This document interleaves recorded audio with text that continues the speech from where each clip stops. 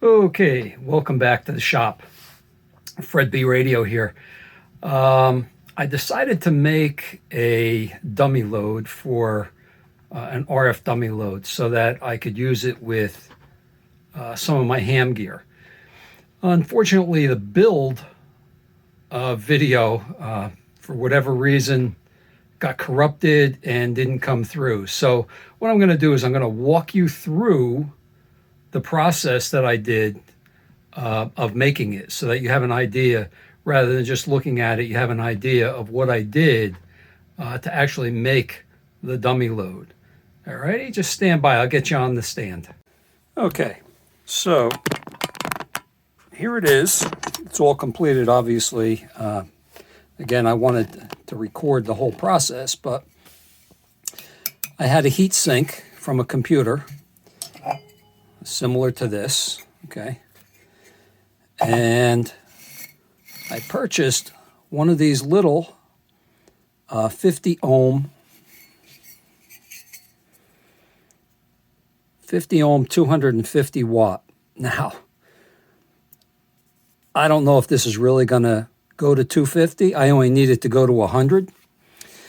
What I did was there's an angle bracket, small angle bracket here.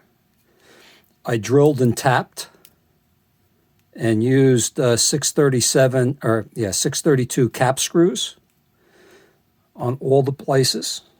I'll get it in a little bit closer for you. Okay. And it has two tabs on it, one coming off of each end, and it's all soldered up now, obviously, but that's what I did. I made a mistake. I wanted to tap this as well. Maybe it's just as well I didn't. I got a better connection, I think, with putting a nut on the other side. Same thing, the 632 cap screws, and it's kind of compact. So the next thing I'm going to do, I haven't tested it yet, other than making sure that across here is 50 ohms, which it is. All right. So I'm going to get set up with one of my, actually I'm going to get my Radio Shack HTX100 out and set this up and see how it works. Okay. So here we go. I've got my HTX100 set up. Okay. And let me lower this a little bit so you can see the meter better. Now, this is my low power. This is a 15 watt dummy load, 50 ohm. And when I use it with this radio here, I get like a 1.1 to 1 SWR. I now have this hooked up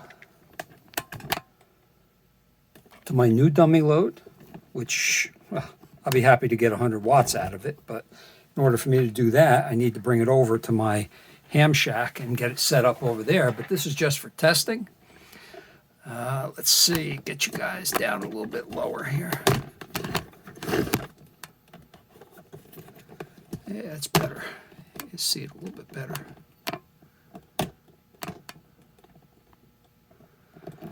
Okay, so I will hit the transmit, and we're getting 20 watts.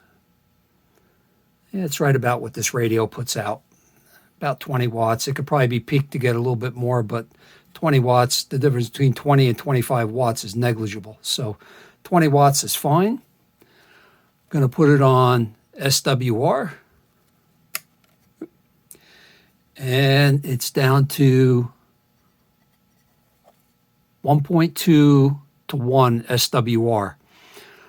Feeling the little resistor back here, it doesn't feel any warmer than it did before I started transmitting, and I am still transmitting. I still have it keyed down. All right. So that's pretty good. I mean, that's 25 watts. Like I said, it's not even a hint of being warm. It's the same temperature as the heatsink, so yeah. Hopefully this will work up to 100 watts. We're going to have to see, but right now, this looks pretty good. All right, let me key this down. And let me see here. Let me pause you for a minute. I want to try to get these two, get a little bit of glare on there. But when this is transmitting, I want to see on the spectrum analyzer here what it looks like. So let me put this into transmit mode.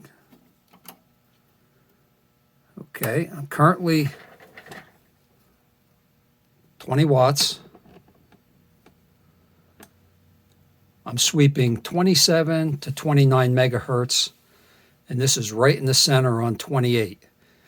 Let's see if I can, let me see if I can zoom you in a little bit better here.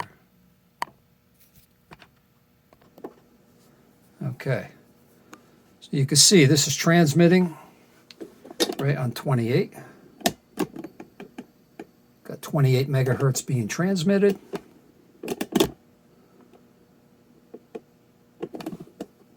And the TinySA is actually showing, which I like. Yeah, it's showing 28 megahertz. All right, it's bouncing back and forth a little bit, but hey, that's pretty good for a $60 piece of equipment here to check for spurious emissions. So what I'm going to do is I'm going to widen. I can't see this around the screen, so just bear with me a minute.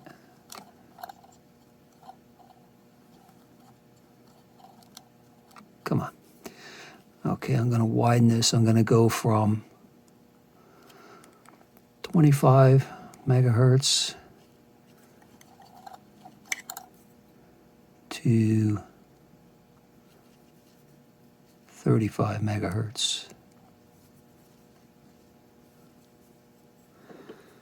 And you can see there's nothing on either side. I mean, this is showing, wow, that's pretty good. All right, so let me narrow it up now. We'll go from 27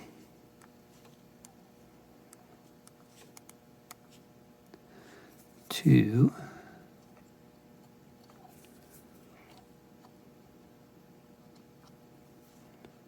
28.5.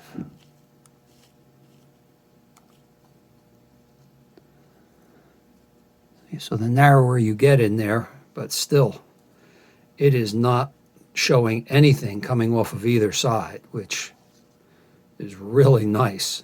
Nice clean signal.